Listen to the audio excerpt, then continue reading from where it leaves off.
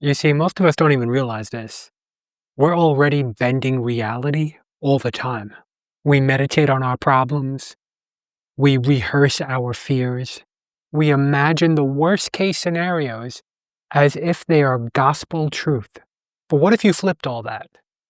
What if you used the same imagination that worries about the future to create it instead?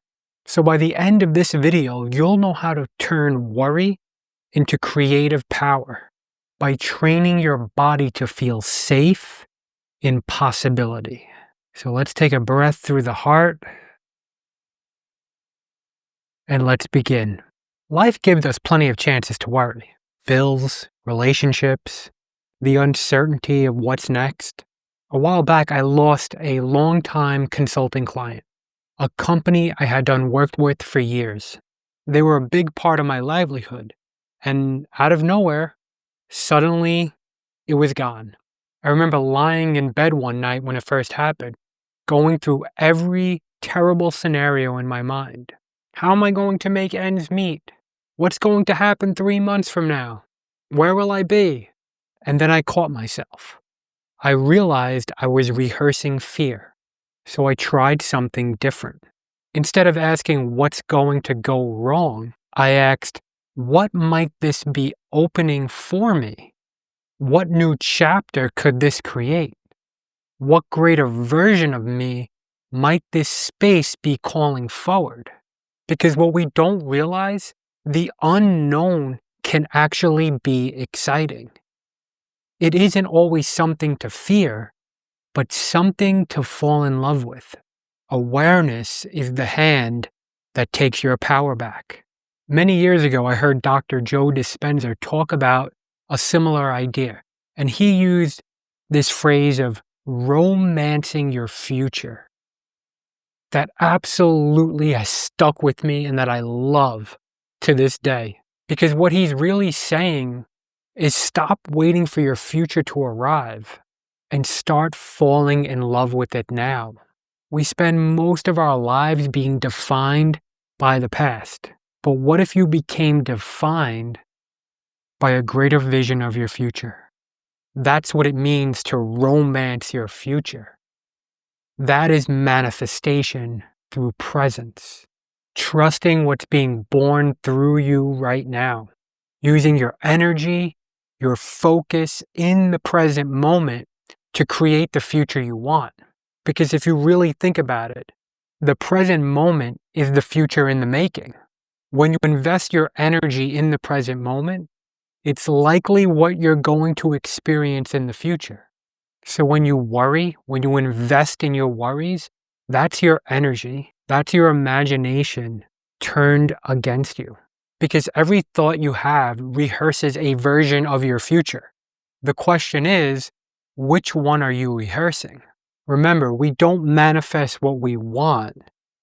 We manifest what we feel safe enough to receive.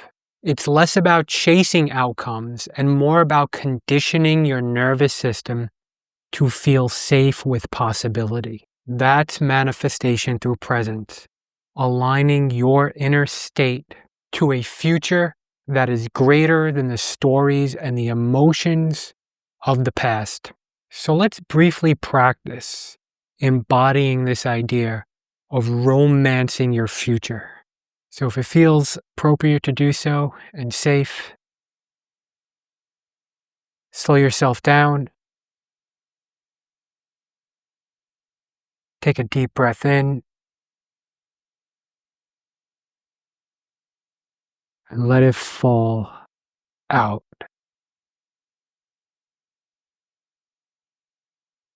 Breathe out through the mind's resistance. And breathe in, being here now. That's it. Feel your body where it rests. Connect with your breath. And let it slow you down. Now bring to mind the version of you who already lives the future you desire.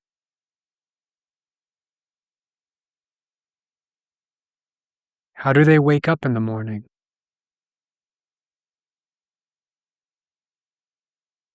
What are they excited about?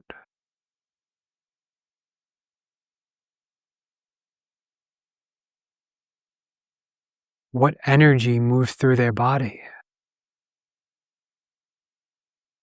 How does their day look?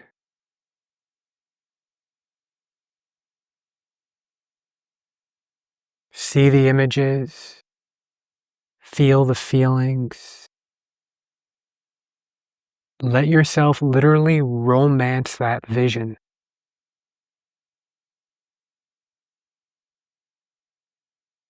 Not as a fantasy to escape to, but as a frequency to remember.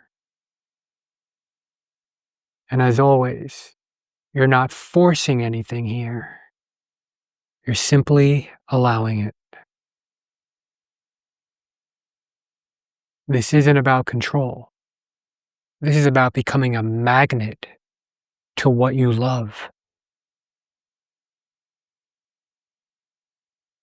So I ask you, what do you love?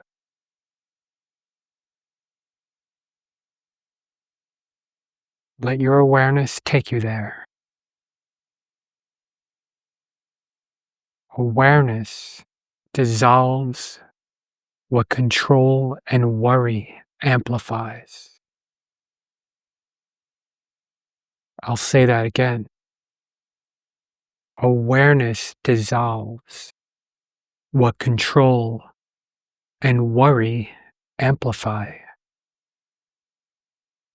So take a deep breath again and imagine you're sending that breath directly to your future. Let it know you're ready.